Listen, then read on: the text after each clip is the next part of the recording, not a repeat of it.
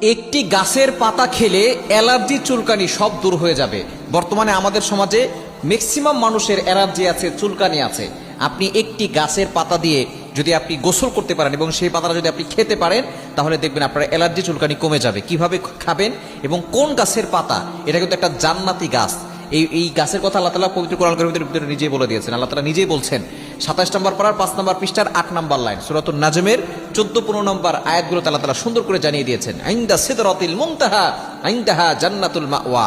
একবারে 7 আসমানের পরে একটা জায়গা আছে, জায়গার নাম হচ্ছে সিদরাতুল মুনতাহা, যেখানে হযরত জিবরাইল আলাইহিস সালাম থাকেন এবং যেখানতে একবারে সর্বশেষ সীমানা, তারপর আর জিবরাইল আলাইহিস সালাম উঠতে পারেন না।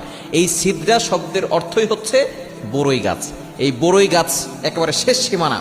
নবীজি সাল্লাল্লাহু আলাইহি ওয়াসাল্লাম সেখানে মিরাজ যখন গিয়েছেন তখন দেখেছেন এই বড়ই গাছের এক একটা পাতা হচ্ছে হাতির কানের মতো এবং এক একটা বড়ইয়ের ওজন হচ্ছে 12 মণ ওজন।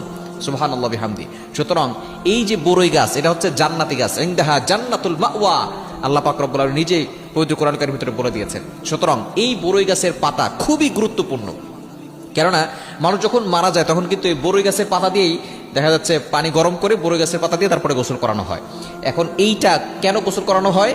কেননা এই বড়ই গাছের পাতার ভিতরে এমন কিছু উপাদান রয়েছে, চিকিৎসা বিজ্ঞান হয়রান হয়ে গেছে যে 1500 বছর আগে নবী সাল্লাল্লাহু আলাইহি ওয়াসাল্লাম বলেছেন বড়ই গাছের পাতা দিয়ে গোসল করাতে, আর সেটা এতটা উপাদান বের করে এই পাতা দিয়ে যখন সেটা গরম পানিতে দেওয়া হয়, এই পানিটা একেবারে পরিষ্কার পরিচ্ছন্ন পানি হয় এবং একেবারে পিওর ন্যাচারাল যে পরিচ্ছন্ন পানি আছে সেটা হয়ে যায় একবার বড়ই গাছের পাতা দিলে। সুতরাং যখন আপনার শরীরে চুলকানি আছে, অ্যালার্জি আছে, আপনি পানি গরম করে সেখানে বড়ই গাছের পাতা 6টা থেকে 7টা দিবেন, দেওয়ার পরে ওই পানিটা দিয়ে আপনি গোসল করবেন এবং আপনি ভালো করে পাতা ধৌত করে চায়ের সাথে দিয়ে আপনি খেতে পারেন, অথবা আপনি শুধু চিবিয়েও খেতে পারেন।